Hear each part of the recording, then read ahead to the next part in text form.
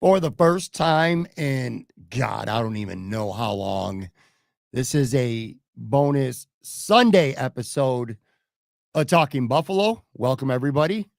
Thank you very much for listening, for watching. Of course, my name is Patrick Moran, and I want to thank today's sponsor, Sunny Reds, 1841 Abbott Road, just minutes down the way from Highmark Stadium. This is the first time I've recorded on a Saturday night for a Sunday in a long time, but for good reason. The NFL draft is now officially in the books. The Bills made 9 picks. Going to get into some of what they did on day 3 and a few other things as well on this episode. On the video side, I'm actually streaming this live for 2 reasons. Number one, the last couple of days have been a lot of fun to do live late night videos with the draft going on and now concluding. And also, this is the first Saturday, and God, I don't even know how long, where I've been in condition physically to be able to do a podcast by Saturday night, usually 3 sheets to the wind by this point. But I've been locked in like most of you for all this week. And plus, doing a live video means I don't have to go back afterwards and edit and process and upload it and all that shit. So we're going raw tonight here on a Saturday night. On the video side, of course, this will be out overnight in the Sunday and the audio format. Going solo tonight. This will be the format for today. And a lot of people have been asking me for the last couple of days. Joe from Queens will be with me live Sunday night on the video side, 9 p.m. For our Monday morning podcast. As for today in this episode, like I said, a bonus episode. I normally don't do weekend stuff, but with the NFL draft, I wanted to have something for all 3 days. Like I said, 9 picks the Bills ended up making. Went into the draft with 10. They ended up making 9, 6 here on Saturday, day 3. I think 8 of the 9 players that the Bills took in this draft have a very clear path, or at the very least, a legitimate opportunity to actually make this roster. So in that aspect, I think this is a productive draft. I'm going to give you my honest opinions like I always do on all these day 3 picks. I'm going to tell everybody what I loved about this draft for the Buffalo Bills. I'm going to tell you what I hated about this draft for the Buffalo Bills. Maybe hate is a bit of a strong word, but certainly what I disliked about it. And there were a couple things. I will tell you guys what I hated about it from around the league as it pertains to the Buffalo Bills. I'm going to run down some of my favorite picks, draft steals from each round around the league here. I'm going to give you my biggest winners and losers from the perspective of Buffalo Bills veteran players now that this draft is officially in the books. And like I said, I'm doing this on a solo side, Saturday night, very late, 10 p.m.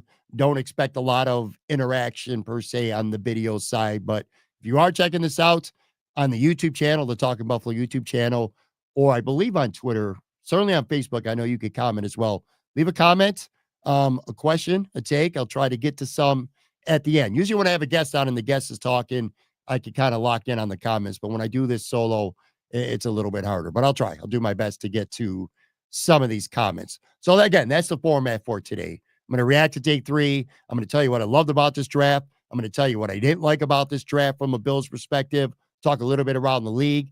And I think there's a couple clear-cut winners and losers among the Bills' current veterans now that this draft is over. Before we get into that, though, shout out Shawn Dolac, UB linebacker, did not get drafted. I'm sure in that regards, it's disappointing. I know he's a little bit disappointed about that. I didn't talk to him today. I did talk to Shawn early in the week, try to get him on the show, but he was out of town and then getting ready for the draft. In some regards, it's disappointing. And I know there's a lot of fans out there, UB fans, Buffalo fans, of the young man, and he was very deserving of getting drafted, but he did not get drafted. He did sign literally minutes after the draft was over, an undrafted free agent deal with the Los Angeles Rams. Here's what I can tell you. I know for a fact that he had multiple options. I don't know all the other teams. I know there was no less than 4 to 5 teams that Shawn could have signed with. What I don't know at this time is if the Buffalo Bills were one of them. I am surprised that with Shawn not getting drafted, that he didn't sign with the Bills. But look, he knows, his representation knows, they've studied, they've been prepared for this scenario that he wouldn't get drafted and what would be, his best opportunities, where he felt the best about going to, what would give him the best chance to making the roster. On the outside, it sure seems like Buffalo would be a good fit for two reasons. Number one, I don't think the Bills' reserve linebackers are roster locks by any means. And there's also a nice recent history of former UB guys playing for the Bills, including three guys just like Shawn, similarly undrafted free agents that have been with the Buffalo Bills. Joe Andreessen, fellow linebacker, Cam Lewis, Jamarcus Ingram. So the history was there. So in that regards, it's a little bit surprising that he didn't. But again, he did have multiple opportunities and he chose the Rams. Chris Paul Jr., linebacker that was on the radar for a lot of Bills fans, including myself. He actually got drafted by the Rams. But again, Shawn and his team, they know best. But I'm really excited for him. In some regards, it blows to not get drafted. Of course, that can be painful. You work for that, all your life. Comes to the draft, you don't get drafted. That part sucks. But I'll tell you this, and I know this for a fact. Once you get to a point of the draft, late sixth, early seventh, you almost don't want to be drafted because now you get to be in charge. You control your destiny. You pick where the best opportunity is for you. Like if Shawn got drafted in the seventh round by the Denver Broncos, and I'm just throwing any team out there, a random team, he goes to Denver. He doesn't have a choice. He's got to go to Denver and try to make that team. But when you're not drafted, it's just like NFL free agency. You get to pick the best opportunity. I'm highly confident that Shawn Dolac is going to play in the NFL. He's a rock solid dude. He works his ass off and he's just production. I know that the measurables aren't all there, but I'm telling you now, this kid will be in the NFL and he'll be a good special teams guy and he'll be a good reserve linebacker. He'll get his opportunity. So good luck to him. Shout out for signing with the Rams. Before anything else, too, all right, I want to point this out because I did a live show last night and I had a guy from Mike Brunt from Trainwreck Sports. The reaction to night two of the draft was largely and kind of shockingly to me, negative, very negative, and overreactions up the ass. And that's funny saying that me because I probably am the biggest overreactor on this earth, or at least I thought so until last night's show. People were losing their minds that the Bills traded up for a three-tech defensive tackle. Holy shit, was it wild? Was it crazy? So before anything else, I want to point something out from experience, okay? Let's not try to overreact too much to a draft just literally hours after it's been completed. And I'll point to you both sides of the fence, both directions as specific examples. Let's go back to 2006. I brought this up on the show yesterday. If you missed it, I'll bring it up again real quick here. Back in 2006, I was blogging for Fox Sports, and I was covering the Buffalo Bills draft. And the Bills defense absolutely sucked going into that draft. That was the year with the 8th overall pick. They took Dante Whitner. Then they traded back up into the first. They took John McCargo. Third round, they didn't have a second. Third round, they take Ashton Yabodi. Fourth round, they take Cole Simpson. And I remember at the time saying, well, A-plus draft. They just transformed their defense from laughingstock joke to one of the best young defenses potentially in the entire NFL in just one weekend. Because back in 26, the draft was during the weekends, which was so much more fun than this bullshit primetime stuff on Thursday and Friday night. But anyway, my point was I love that draft. I gave it an A+, and that draft turned out to be absolute dog shit for the Buffalo Bills. Ironically enough, the exception being their 5th round pick, day 3 guy, Kyle Williams, went on to be one of the best players in this entire franchise, especially during that drought era. Point being, so high on that draft right afterwards, and it ended up sucking. Conversely, a lot of you will remember this. I won all that long ago. 2018. The Bills took Josh Allen after moving up with Tampa to go up to 7. They take Josh Allen. Motherfuckers were losing their mind, including me. Why not Josh Rosen? So many people pissed off that the Bills took a Josh Allen and didn't take Josh Rosen. How did that play out? So again, just kind of a reminder to don't lose your shit when you don't know how these players are going to be in the NFL. Some guys more than others, you could get a really good inkling. Like if you're a fan of that college, you watch the guy play a lot. You've seen him play week after week after week. Maybe you have an idea, but for the most part, let's be honest with ourselves here, folks. We've watched some YouTube highlights. We've read a couple articles. We've read a lot of mock drafts. We've done some mock drafts of our own, but at the end of the day, we don't know shit. That's just the truth. We don't know shit. All right. Um, so the Bills with a bunch of picks here on day 3. First one, coming out of the gate right away, a trade up, 4th round, pick 109, which they traded 132 and 169 to get back to 109, which is what they had on Friday when they traded up to get to TJ Sanders. They gave that up. They ended up trading with the Bears for a second time. Shout out to them to get back to 109. And they took massive defensive tackle Deonte Walker from Kentucky. 6'7", 331 pounds. He said he played in the 340s during the season last year at Kentucky. So this dude is a freaking behemoth, man.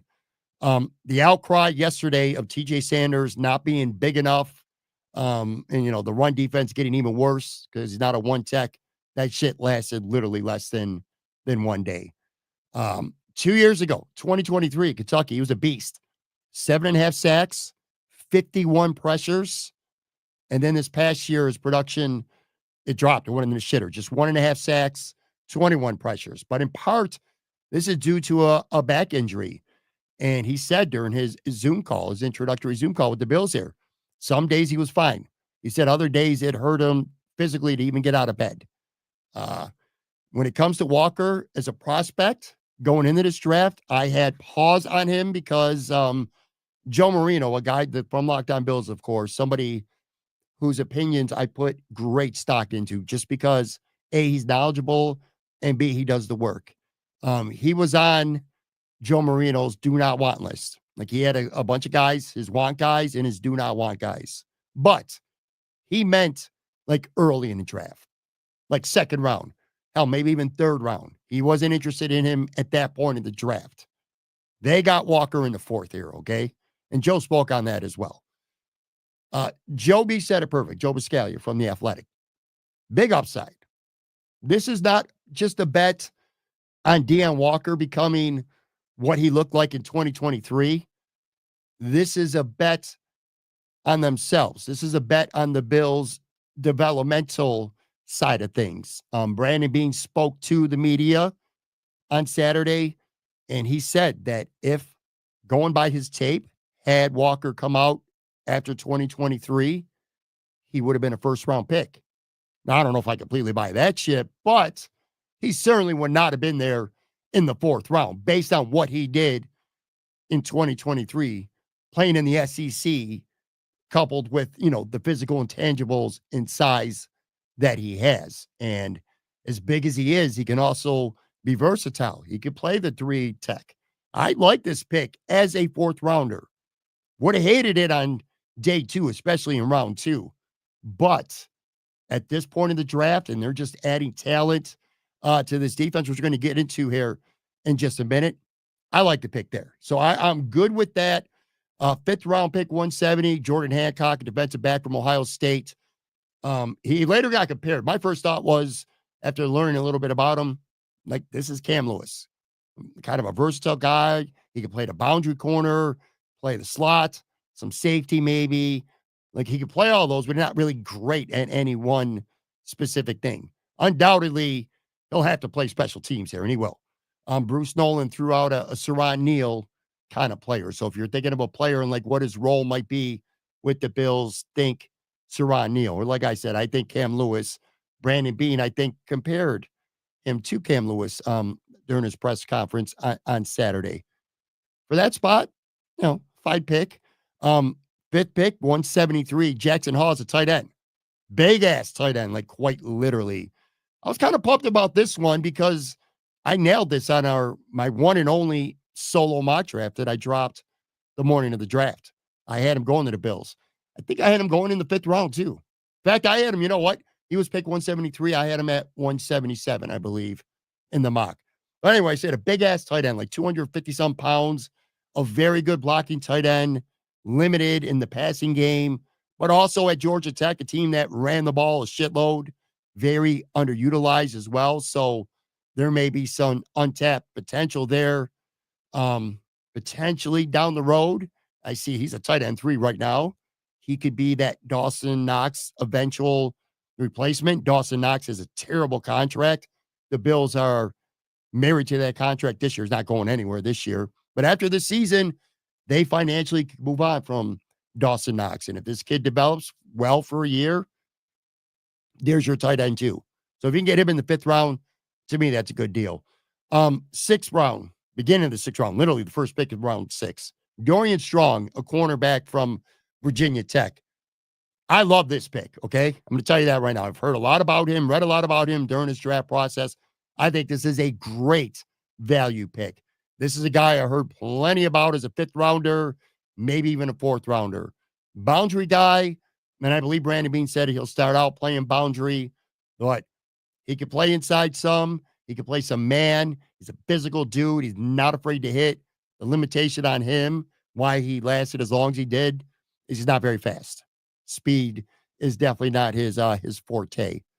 25 starts in the past 2 seasons, 5 interceptions. He's got special teams experience. Again, he even being the first pick of the 6th round, he's got a very clear path to making this roster.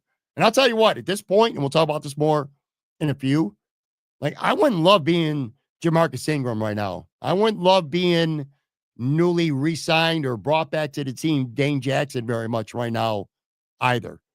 Round 6, 206, Chase Lunt, offensive tackle from UConn. Dane Brugler from The Athletic had him as his 10th ranked offensive tackle in his guide, projected him as a 4th rounder. So again, this feels like pretty good value at that spot. He was a 4-year starter at UConn, played almost exclusively right tackle, but he's been working at left tackle to be more versatile. He knows to stick in the league, he's going to have to be a swing tackle, be able to play on both sides. Really good athlete, needs to get stronger. Again, another interesting developmental prospect. And then with their last pick, I guess hell froze over because the Bills actually took a wide receiver. Caden Prather, wide receiver from Maryland. Good size. 6'3", 204. He's a boundary guy, an ex-receiver. Again, good speed for his size. Ran like a 4.4, 640. 56 catches, 624 yards, 4 touchdowns last year with Maryland. Plenty of potential, plenty of developmental work ahead. He'll have to play special teams for sure. And he'll have to look good playing special teams because being a 7th round pick and at best being wide receiver 5, this is his only path to the roster. He's going to have to prove himself as a quality special teams player if he wants to make the playoffs or up the playoffs. Oh, he does want to make the playoffs. If he wants to make the roster. I would say right now as things stand, because the Bills could still go out. They could sign a couple of receivers, but you're thinking like Tyrell Shavers, LaVisca Chenault, Jalen Virgil. Those are the guys he's going to be in competition with, trying to win a back end of the roster spot. And if you're going to be a back end of the roster spot, wide receiver, you're going to have to do it playing special teams. In terms of, by the way, I appreciate everybody I know are leaving some comments. Again, I really don't get a chance to look at them. I got to focus on what I'm talking about. But at the end, I'll try to sift through and get to at least a handful of them. When I have a guest, it's a lot easier to be interactive with you guys. But I do appreciate everybody on the video side who's watching this and who's checked in with us. What I loved about this draft for the Buffalo Bills, this is what I loved. Brandon Beane very clearly got the memo that this defense is straight up wasn't good enough. Not good enough. Straight up. At least not when it mattered anyway. This was a soft defense that even if some of the metrics look really good, they weren't that good. And they were overly reliant on turnovers. And they were great at getting turnovers last year. But you cannot live in the NFL, I don't care who you are, year to year to year, relying on getting turnovers to have success. Because a lot of that shit at the end of the day is luck. It is. Turnovers are often luck. Turnovers are often a egregious mistake on the offense as much as a fantastic play by somebody on the defense. To Brandon Beane's credit, he didn't sit out his ass and, hope for the best either. He identified, and I know some people out there do not like the pick of TJ Sanders. I get that. But he clearly identified him as a guy that he liked because he moved up 15 spots in round 2 for him. He was the first defensive tackle off the board in round 2. There are lots of guys he could have taken. We talked about this yesterday. There will be no what ifs when it comes to TJ Sanders because that's the guy they wanted, and that's the guy they went, aggressively moved up, and they got him. He liked Deonte Walker, and he moved up 23 spots here on Saturday to go get him. So when it comes to defensive tackle, I'm going to give Brandon Beane props because he traded with the Bears twice again. Shout out to them to go move up twice. There were guys that he wanted, he identified, and when it came to that position, being better on the defensive line, specifically a defensive tackle, he went up twice, and he went and got the guys that they scouted, that they evaluated, and that they wanted. So I'm going to give him a lot of credit for that. This has been a bend, for the most part, a bend but don't break style of defense that, again, they wait for the opponent to make the mistakes. Sometimes they do. Sometimes they don't. See the Chiefs game in the playoffs, for an example. Going all the way back to the first round, Max Hairston. He should be an upgrade instantly over the 2024 version of Rasul Douglas, like right away, immediately. And I think as the days have went on now, and I've really kind of digested it, consumed the Hairston pick, evaluated it, his upside is through the roof. And I really like that a lot. He is a game impactful type of corner. I can't understand, and there's not as many. TJ Sanders, a much, much more mixed, even negative reaction. Hairston, a little bit more kind of blended. Some people love it. Some people, I don't want to say hate it, but they don't like it. I think that's because we were trained to the name Trey Amos just over and over and over again, or Siobhan Rebel Jr., a couple of these other corners. I don't understand at this point what you don't like about Hairston as a corner. He's not going to be the best tackler, although I do think he'll improve, but he's a playmaker. This team's got to play well and make plays in January. Everything that Brandon Beane did in this draft, every free agent signing that he's made over the last month and a half or whatever, it comes down to one thing. Will you make plays in January? Will you make plays against the Baltimore Ravens in the playoffs, the Kansas City Chiefs in the playoffs, the Bengals when they get back in the playoffs, the Chargers when they come up, Denver when they come up, maybe Miami Dolphins? Nah, not Miami. But you get what I'm saying, though. It's about making plays in January, man. And these are the type of guys who can make impactful plays in January. At least that's what the Bills are betting on right now.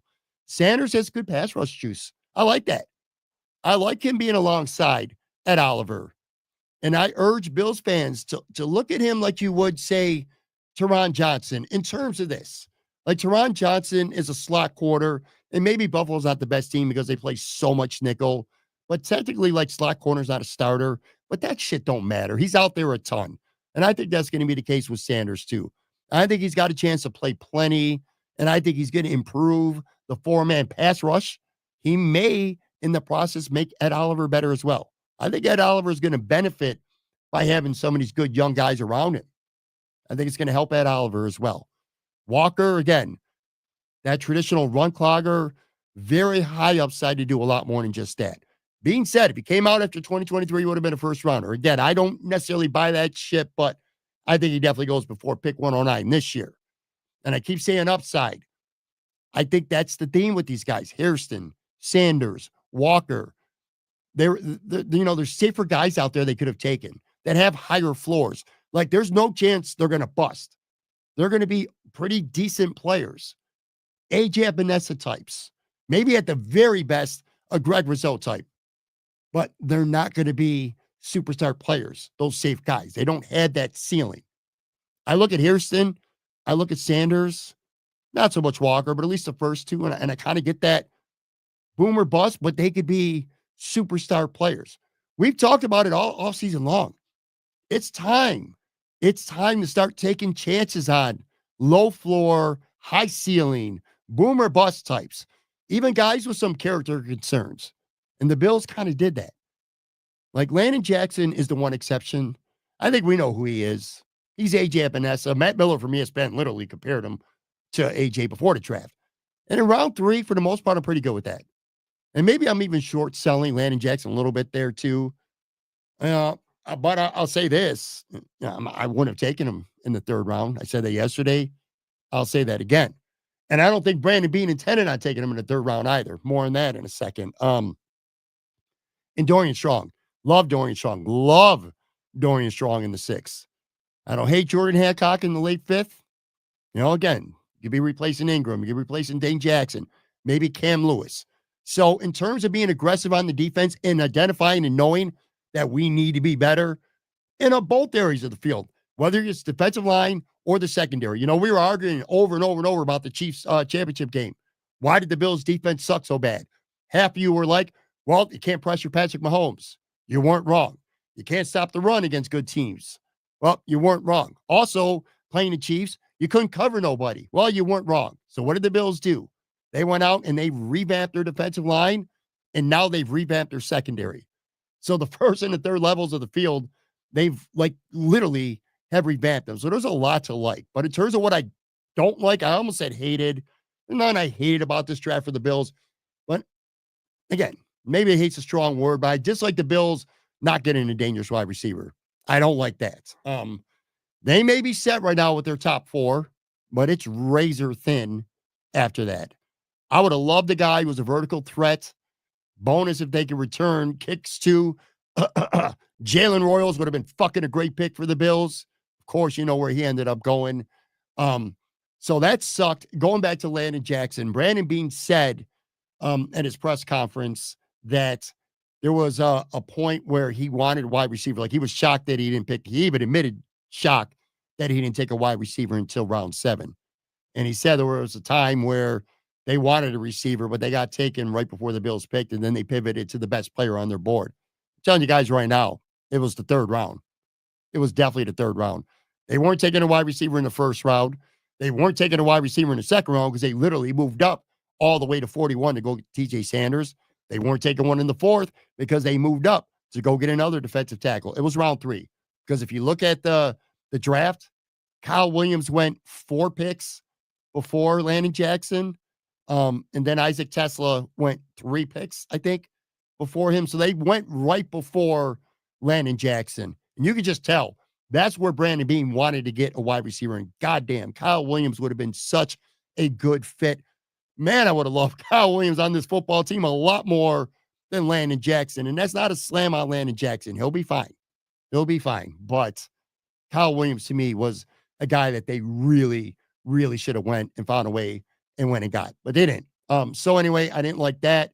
I can't pronounce his last name. I always F it up. But Princely Umalanian, whatever, he had a higher upside to me as a pass rusher. When we talk about high upside guys like Harrison, Sanders, I would have taken, I'll just call him Princely at this point.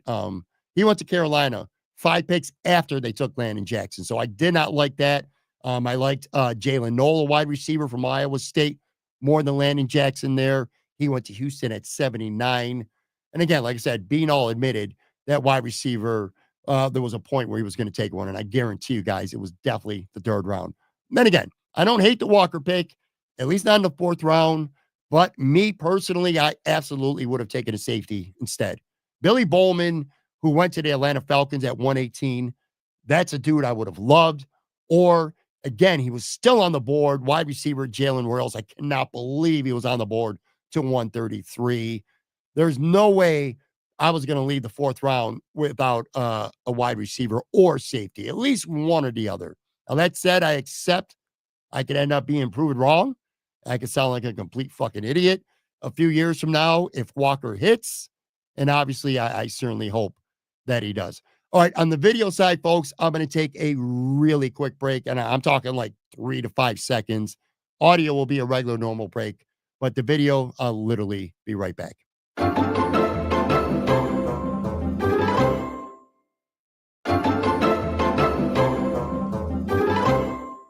All right, I am back here live late out of Saturday night on the video side, going over the day 3 picks for the Buffalo Bills and some general draft observations. Guys like Joe Marino, man, Bruce Nolan, especially Joe, because he does this shit every day. how do you do this? How do you talk solo for 30 to 40 minutes or more every day, sometimes twice a day, not lose your voice? My lips are ready to dry up. I'm ready to drink a gallon of water right now, and I'm barely halfway through. So much easier having a guest, but I really wanted to get something out. And like I said, it's late on Saturday. For everyone commenting, I will try to get to at least a few of them. It might get a little sloppy at the end with a little dead silence on the audio side as I try to sift through these comments, but I will get to some of them for sure. Things I hated around the league when it comes to this draft as it pertains to the Buffalo Bills. Couple things, not many, but a few. There were one pick, there were two picks specifically this entire draft that really drew a reaction from me. And by reaction, I mean when it happened in the moment, I said, fuck. Like literally in the moment, I was pissed off. The first one came on night one.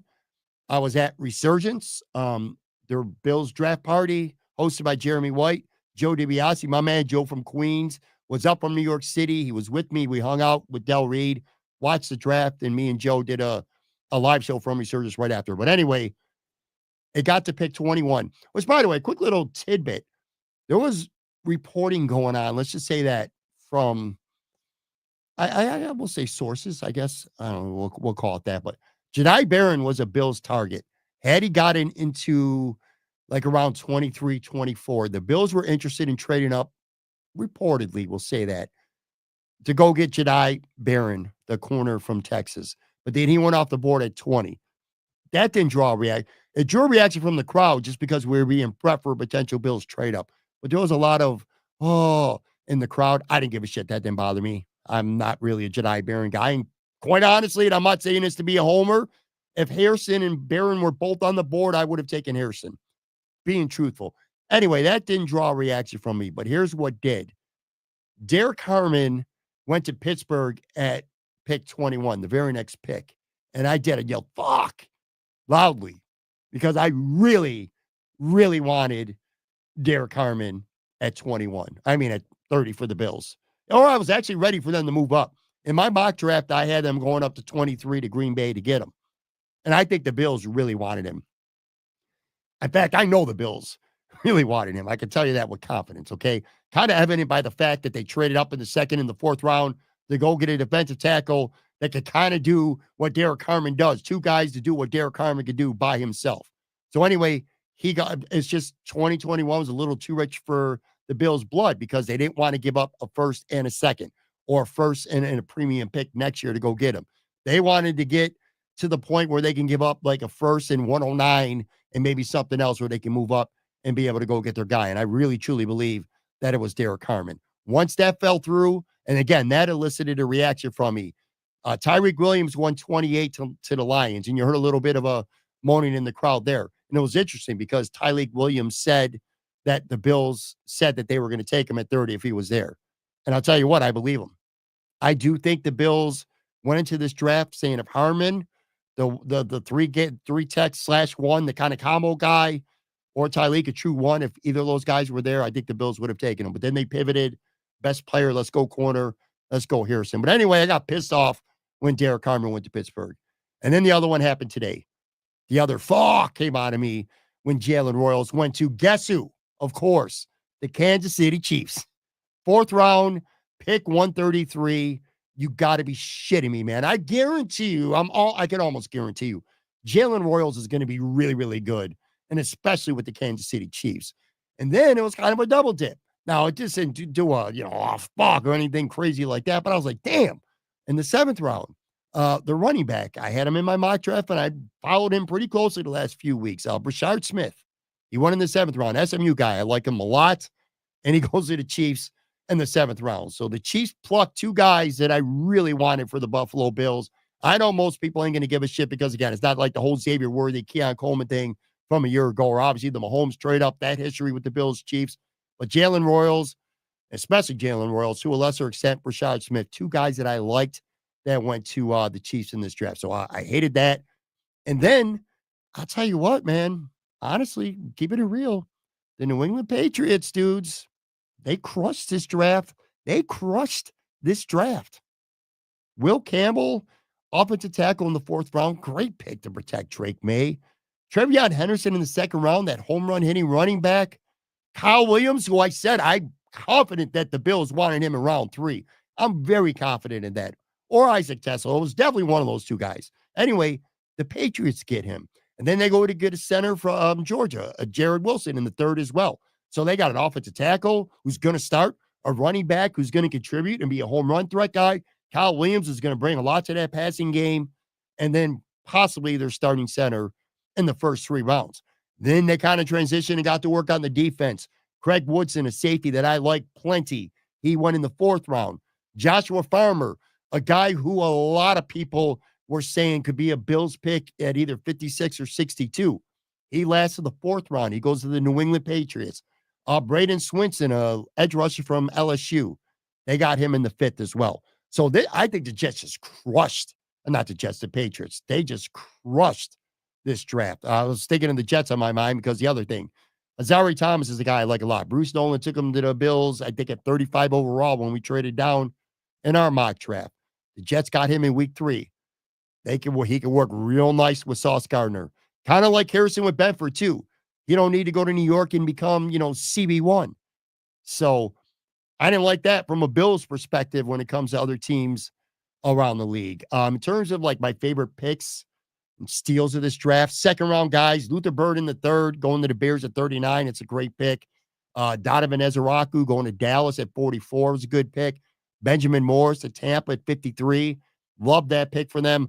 Mike Green, thought he would be a guy who he could have won in the teens, all the shit he got in off the field, over the years. Dropped him to 47. I'm sorry, dropped him to 59, not 47. And again, another guy who just, he's going to be good when he goes to Baltimore. Trey Amos, the popular guy, the guy that got mocked to the Bills more than anyone else. He lasted all the way to pick 61, and he goes to the Washington Commanders. That's a great pick for them at the end of round 2. 3rd round, Darius Alexander goes to the Giants at 65. Darian Porter to the Raiders at 68. I love that. I mentioned Azari Thomas already. Javon Revel Jr., he lasted all the way to 76. He goes to Dallas. Good fit for him there. Good opportunity. Quarterback, Jalen Milroe with Seattle, 92. I could see him becoming a starter someday, man. And then the big one, Xavier Watts, a guy who I and a lot of you probably pounded the table for.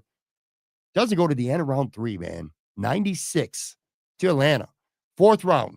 Deontay Thornton, speed wide receiver, goes to the Raiders at 108. CJ West, defensive tackle, 49ers at 113. I mentioned Bowman going to Atlanta at 118. And Jalen Royals, 133. Still pisses me off just thinking about that. 5th round, Jordan Phillips goes to the Miami Dolphins. I tell you, Miami did a really good job when 2 defensive tackles between Phillips and Grant. The middle of that defense is going to be much improved. Mitchell Evans, a Notre Dame tight end, goes to Carolina at 163. Torrey Horton, a guy who I thought could go to the Bills. He went 166 to Seattle, and I'll say this too in the 5th round. So he goes 166 to Seattle. The Bills at 170 took Hancock, the DB. Brandon Beane could have been referring to that as well, because I know they had, I believe they had at least interviews with Torrey Horton. He could have went to the Bills if Seattle don't take him. So that's possible as well. Chris Paul Jr., he goes to the Rams at 172. And I wonder if the Bills were locked in on taking Paul Jr. because there was a lot of reports that the Bills were high on him. They brought him in for a 30 visit, and the Rams jumped the Bills at 172, 1 pick ahead of them, and they took Chris Paul Jr. So that was interesting. 6th round, the safety Jalen Reed. He was pretty high on my list of guys I liked. He goes to Houston at 187. A punter, Jeremy Crossell. It's getting late, folks. Anyway, he goes to Denver near the end of the round. And again, maybe he would have been the next Bills punter, and I probably would have been able to pronounce his name by this point. And then in the last round, I mentioned Rashard Smith. He goes to Kansas City. Miami gets a quarterback from Texas at 231. That could be interesting down the road. Tez Johnson at Tampa Bay. Fun flyer to take. Baltimore took an interior offensive lineman. I had in my mock draft, Garrett Dillinger at 243. I think he's going to be pretty good. On the whole, drafts around the league that I really love, Baltimore, just get him Malachi Starks and Mike Green alone. If they get the most they hit on those guys, that's 2 Pro Bowl caliber players. They just always fucking get those guys, and they just always end up being good in Baltimore. Loved what the Giants did. Abdul Carter, They traded out for their quarterback, Jackson Dart. Darius Alexander, love him. Cam Scatterbo, the running back. I just wonder if Brian Dable's going to be around to see it through, because that team, I don't think they're going to be good this year. And I don't know that he's going to get much more time, if any, after that. And I like what Dallas did too. You know, they took an offensive lineman, Tyler Booker, but then they come back with Azaraku, Revel, Jaden Blue, a running back in the 5th round. I liked him. And then Atlanta's my last team, man. You know, 5 picks, but those first 4, holy shit, man. Javon Walker and James Pierce Jr., 2 edge guys. And then they go get 2 safeties and Xavier Watts and Billy Bowman. I wonder what's going to happen with Jesse Bates. Interesting. In terms of the Bills, back to the Bills here. And the veteran players. I got like 3 draft winners and losers for the Bills. In terms of winners, I would say the Taylor Rapp, Cole Bishop combination is a winner, because like Watson round 3 or Bowman in round 4, which could have happened.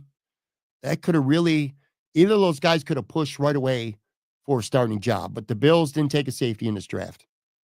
And that's what we're going into camp now.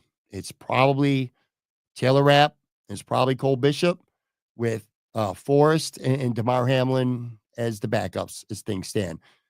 But again, it could have been Rapp versus Bishop if the Bills took the safety, but they didn't. So for that, I consider both those guys winners. I mentioned this earlier in the show. I think Ed Oliver is a winner. He ain't going nowhere. And these young guys that he got around him now, you know, I think once he's up to speed and healthy and really finds his footing in the NFL, I think Walker's going to be an upgrade over an aging, long in the tooth. May not be around for much longer either. Daquan Jones, of course, TJ Sanders, and then the other guys like Bosa that they brought in, Michael Hoyt, Landon Jackson. Of course, you got Greg Rizzo. You combine all these guys, and I think it's going to make Ed Oliver better, just because I think he's going to be playing with players around him that are better. And then the last group, I guess I would put among the Bills winners, is the backup linebackers. Balin Spector, Olafoshio, Joe Andreessen, that tandem. The Bills didn't draft a linebacker. I'm stunned the Bills didn't draft a linebacker. I thought the Bills could draft a linebacker as high as the 4th round, and they didn't draft any linebacker. I really thought of going back to Shawn Dolac, and I know it sounds homeristic to say it. I know he's the Buffalo guy and this and that. I just thought Shawn Dolac made sense. I think he's a better linebacker than Balin Spector, and he's certainly a more healthy linebacker than Balin Spector. He can't stay healthy. Joe Andreessen's a Tracy dude, great story. And I'm not saying he shouldn't be on the Bills this year, but he's absolutely not a roster lock in April. So those guys probably, they helped themselves a lot simply by the Bills not drafting a linebacker. Like again, Chris Paul Jr. comes on this team, he gets drafted. One of those 3 I just mentioned ain't making a team. Simple as that. So they're all winners. Losers, if you're a cornerback on this football team right now and your name ain't Christian Benford or Teron Johnson, you probably shouldn't be sleeping all that comfortable right now. All right? And that includes Dane Jackson. That includes Jamarcus Ingram. That includes Cam Lewis. Hell, that includes possibly Trey White as well, who just signed. None of those guys are locks to make this football team. The signing bonus that Trey White got, his salary, he probably makes a team, but I wouldn't call him an absolute lock. None of those dudes are going to be locks right now. Like training camp ain't going to be no summer resort in Rochester for Dane Jackson, for Ingram, for Cam Lewis, for maybe even for Trey White, like I said. Certainly the kid from Penn State who they drafted in the 6th round last year. Any of those guys, none of them. It's going to be a straight up competition after the Bills took 3 DBs, 2 corners, and 1 kind of hybrid in this draft. I think another loser or combination of losers, Dwayne Carter, possibly Larry Ogunjobi as well. I hate calling Dwayne Carter a bad pick after just 1 year. I hate it, but I'm going to be honest with you. Right now, to me, Dwayne Carter is feeling very different positions, different style of players, but it's feeling already very Boogie Basham-esque to me. Like, if you're defending him, and understandably so, I'm not saying you shouldn't, but it's like, oh, you can't write him off to 1 year. Well, look how many guys after 1 year sucked, and then, they turn around. Look at Terrell Bernard. Look at this. You're right. You're right. Terrell Bernard didn't do shit his rookie year. Look at him now. You're 100% right. And there's other players on his team just like that. Khalil Shakir didn't do all that much his rookie year. Look at him now. James Cook. Lots of guys you could say that. It was about opportunity, right? Well, here's my issue. Why I say I get the Boogie Basham vibes right now. Where is Dwayne Carter's path to getting the reps right now to prove that he's not a shitty pick? I don't know that I see that right now. I don't know that I see that. Because you have Ed Oliver. You have TJ Sanders. You have Walker. You have Daquan Jones. Right there, that's 4 defensive tackles. I ain't even named Larry Ogunjobi yet either. So that's just right off the bat. Like, where are these reps? How many reps is he going to get per game if everyone's healthy? 25% of the reps? Is he going to dress? He didn't dress in the playoffs last year. I don't think it's a lock to dress. Like, he better show out pretty early in the year where Larry Ogunjobi is suspended for 6 games. Because if he doesn't show you shit by 6 games, he may not be around very long. He might flame out really quick. And as for Larry Ogunjobi, I'm interested to see what happens with him. I bet money right now that had Brandon Beane, had the power of hindsight and knew that he was going to go get 2 defensive tackles in this draft, move up twice to go get them, would you have signed Larry Ogunjobi? And it's baffling because he had a chance to back out. Like, that deal wasn't done when he found out about the suspension. They could have ripped that deal up, and he signed him anyway. Now you're thinking, do they really need him? A 31-year-old defensive tackle who's going to be suspended for 6 games. I don't know. I don't think you cut him. I think he serves at 6 games, and you see where you're at after 6 games. How's Dwayne Carter looking? How's Walker looking? How's Sanders looking? Are we healthy? If they're all looking good and they're healthy, Larry Ogunjobi might never play it down for the Bills. I think it's very realistic. And I think it's a pretty bad look for Brandon Beane. And hopefully he doesn't have too much ego that, to try to force something. But those guys look good and they stay healthy. I'm not sure there's a path for him. Certainly not both of them. Ogunjobi or Carter, one of them are in trouble. Their standing on this team is definitely in trouble, for sure. And obviously Daquan Jones, he could get cut. He could get cut after June 1st. I think you save like $5.5 million.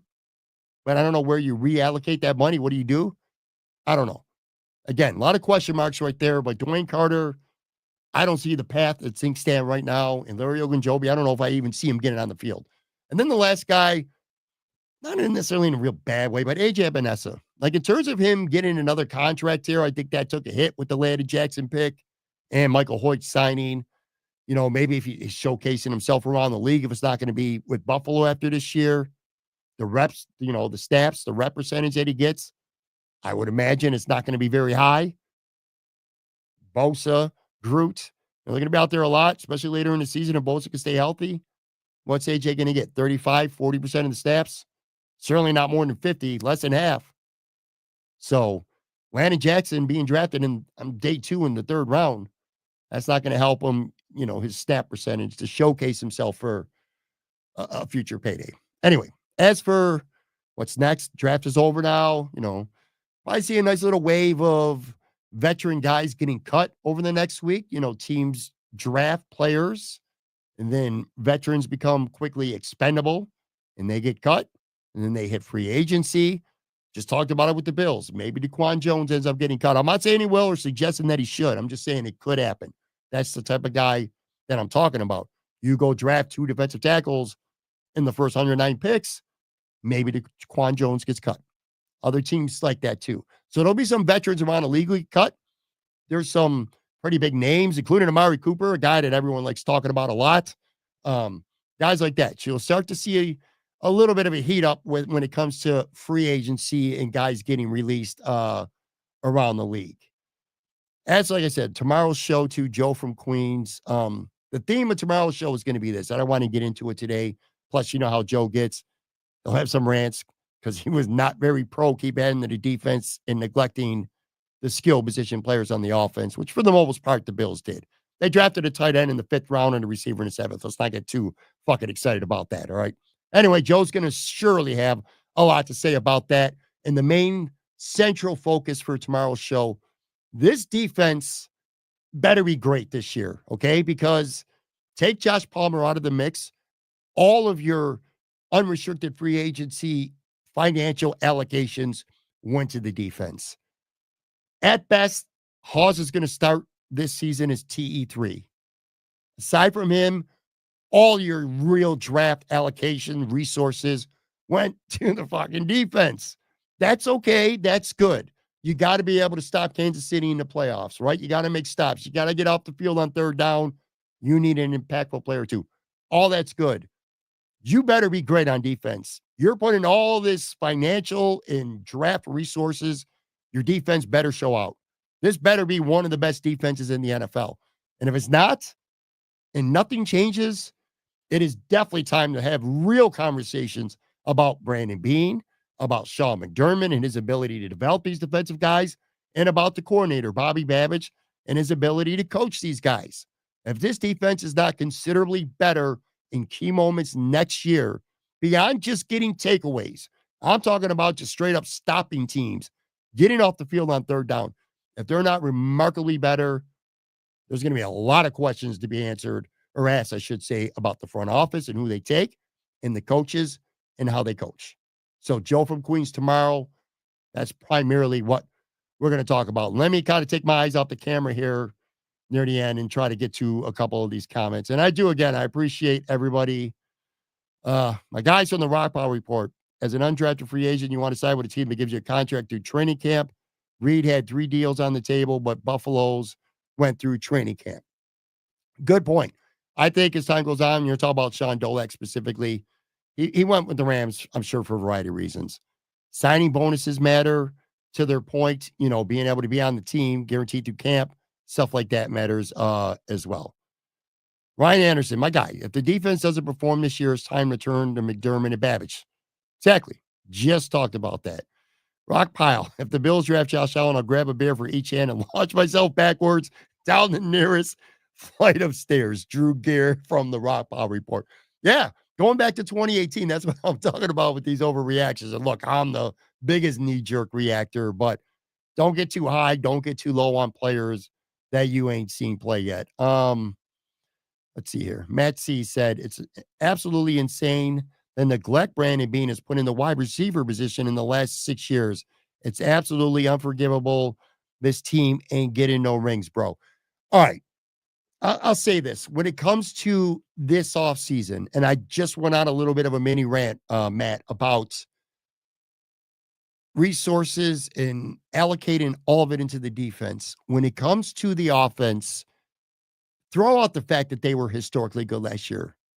And they were historically good last year. The question is, how are you going to repeat that this year? And I don't think the answer ever was go get a $15 million receiver, although Josh Palmer costs a pretty buck, by the way. It wasn't to do anything wild on the offense. The key to the Bills' offense and how Brandon Beane approached this draft is we got our guys on offense. Here's the deal, though.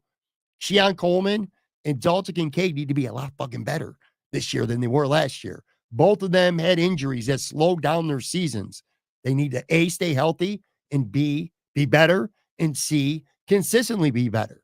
That's what is going to propel this offense to being as good as it was last year. It's going to be their own guys, their young guys, maturing, growing, developing, and stepping up.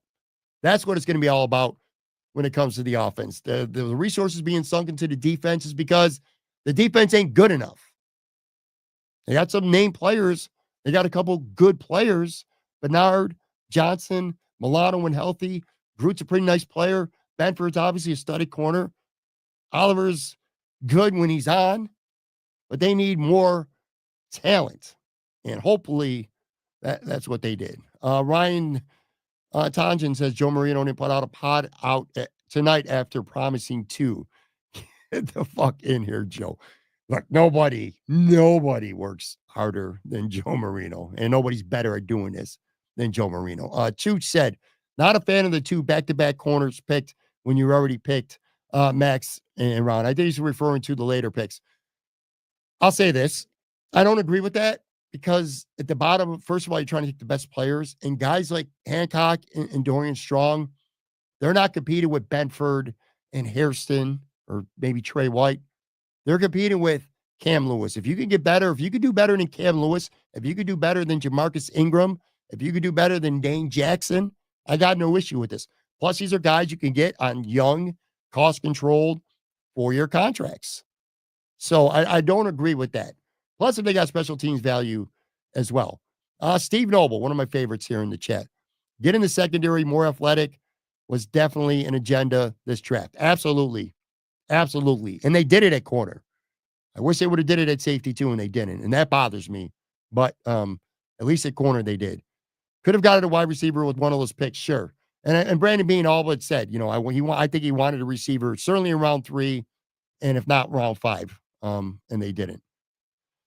Just trying to go through a couple of these in real time.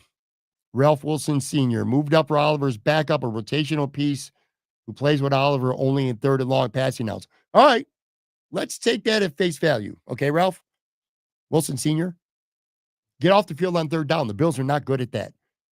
Getting home with 4 guys pass rushing. Not very good at that. He'll be a better pass rusher than Quentin Jefferson or DeQuan Jones, Dewan Smoot. More consistent, hopefully, than Jordan Phillips. So, even if he only did play on third downs and he's a situational pass rusher, which I do think he'll be more than that, let's be real clear, that's all right. That's what it's all about. It's about getting off the field. It's about getting more sacks. It's about having better interior pressure.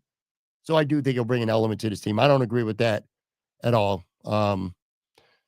Let's see. Another comment from Steve. He is starting if Oliver gets hurt, though. Maybe Oliver ends up being Sanders' backup. Nobody knows at this point. Look, a year or two from now, maybe Ed Oliver is not a Buffalo Bill. But I promise you, they did not pick TJ Sanders and trade up for him in round 2 simply to get ready to move on from Ed Oliver. I don't think that's going to be the case at all. Spin 0481 says Landon Jackson has a high upside. His measurables are slightly better than Crosby, I think. And I think in the drills we're almost identical as well as Crosby. Not saying he is Crosby. Yeah, look, you're right. I mean, that's just an unlofty or unrealistic expectations to have. But let's not sell Landon Jackson too short. There's plenty of people who said he could have been a late first, early second round pick, and they would not have been mad about it. And compared him to AJ Epinesa, maybe that's a little bit unfair. But if you get a guy in the third round and he turns out to be a 6 to 7 sack guy who can make some splash plays here and there and just be relatively consistent, it's not a bad draft pick. I still don't think that's what the Bills wanted. I think that's where they wanted to go wide receiver. But you could do worse than Landon Jackson. And in this case, this is about the future as much as the present because AJ Epinesa is in the final year of his deal. And if you're comparing those two guys, you just got another 4 years of AJ Epinesa on a cheap contract too. Let's see. Spin said, I knew we were not getting Grant or Harmon if one of them was taken before the Pittsburgh pick. Yeah, I think Grant going to Miami early was a little bit shocking. Harmon, it was where he went sounded about right. Somewhere in the early 20s. I feel like that's where he was projected. Steve said, I wanted Tyleik Williams, and I would bet that he would be a Bill if he didn't get taken at 28. Well, Tyleik Williams said that, and I agree with you. I think he would have been a Buffalo Bill. I think the Bills pivoted to corner once Tyleik Williams. Tyleik Williams was probably their last first-round defensive tackle on the board. They, for whatever reason, decided to not trade up. I don't know what level. I think they wanted Tyleik Williams if he got to them. I don't think they were going to give up because it would have probably cost a 4th-rounder to move up 2-3 spots to go get him, and they didn't want to do that. But if he would have been there at 30, I agree with you. I think they would have taken him. Also, Steve said Dane Jackson, definite loser. I know what you mean. You don't mean he's a loser in life. You mean he's a loser by this draft process. Yes, I agree. Trey White might be too. Look, even before this draft, we said as soon as Max, or not before the draft, but after round 1, Trey White is either going to start or he ain't going to dress. He's probably going to be inactive a lot this year because he brings you 0 special teams value, and your backup boundary corner has to have special teams value. So if Trey White don't start, Trey White ain't playing. I still think he probably makes the roster. I can see Dane Jackson getting cut and getting signed to the practice squad and being insurance. Could be Trey White that ends up happening with two. One of those two guys are going to get cut and hopefully be on the practice squad. And it very well could be Dane Jackson. Being said, Hancock is the nickel safety. Well, yeah, he's going to play some nickel. He's going to play some safety. That's exactly what Cam Lewis does. And it's exactly who he got compared to. But to make this team, he's probably going to have to beat out Cam Lewis. Because again, it's what I'm talking about with competition in that secondary. I don't think Hancock and Cam Lewis are both going to make the 53-man roster. They do the same thing. So, unlike last year, and this will be another future talking point, as we get into the dead part of the offseason, I think last year's training camp was relatively boring because there weren't any real roster battles. I don't think that's going to be the case this year. We just named one of them. Not necessarily big ones, but Cam Lewis versus Hancock. That could be a roster battle. Dorian Strong against Jamarcus Ingram. That could be a roster battle. There's going to be a lot of interesting things going on this offseason. Let me see here. Just about done. Rookie defensive tackles don't have great rookie years usually. That is very true. Very true. That's why I would be surprised if they move on from DaQuan Jones. And like I said, they do have Larry Ogunjobi, but he's serving 6 games. But if they look good early on, yeah, like I said earlier in the show, you may not see him. Couple more here because I'm literally starting to lose my voice after going for a full hour at this point on a Saturday. Steve says it's just nice that we are worrying about cutting quality starters instead of trying to find players like that to fill out your roster. Yeah, I agree. That's a really good point as well. William Maurice says free agency dollars is resource allocation. Did I not say that? Maybe I did. Maybe I didn't. I apologize if I don't. Ryan says, like to see them bring in Isaiah Bond at wide receiver. He's got some issues. He was supposed to be a late day 2, early day 3 guy, and he went undrafted. So the shit that happened off the field, he obviously was off the Bills draft board and pretty much off everybody's draft board. Will they get a point, or shot down the road? Who knows? But speed's great, but it doesn't sound like the juice is worth the squeeze when it comes to that. Sword brother Joseph says, in my opinion, this was a solid A grade for Bean. All right. Gonna end on this comment, but I'll say this because I said early in the show about 2006, I gave that like an A or even an A+ grade at Fox Sports. I said I'm never grading drafts, and I'm not going to grade this draft. But if you force me to do it, you put a gun to my head, I would say this was a solid B draft for the Buffalo Bills. That's how I feel right now. I love the Harrison pick, even though I don't think that was necessarily their priority going into the draft. But I love that pick. I love his upside. I think TJ Sanders is going to be better than a lot of people think. I think Deonte Walker's upside is really, really good. And I like the back end. And I don't dislike Landon Jackson. He might end up being the safest pick of anybody that they took in this draft. The most Billsy guy they could have taken. But I just would have went somewhere else with that pick. That's what stops it for me from being an A. It's not an A because they should have gotten a wide receiver in the 3rd or 4th round. Or safety. At least, if not both of them, at least one. And they didn't do either of them. So that's why I personally can't give it an A. Also says Dorian Strong was a steal by being outside cornerback and special teams. Yeah, I agree with you. I think Jamarcus Ingram is in big trouble after the Dorian Strong pick. Last one here. Then I got to go. Spin. At least with the suspensions of Hoyt and Ogunjobi, McDermott is going to be forced to play the rookies. So they're getting quality reps no matter what. Yeah. I mean, look, you got 3 guys that you took, in your first 4 picks. If they're healthy, they're going to play, especially for not just the suspensions. So, yeah, you got Ogunjobi suspended. You got Michael Hoyt suspended. Let's not forget, Joey Bosa ain't going to play a lot early in the season. That's just not going to happen. He's going to be very Von Miller-like in his snaps, at least early in the season, until you get down the stretch where hopefully he can stay healthy and ramp up. So, look, those games matter in the regular season. 6 games is a third of your regular season. You're going to be without two, I don't want to say starters, but 2 important players in that rotation. DaQuan Jones is getting old, and that Joey Bosa is going to take his sweet time getting ramped up, as he should.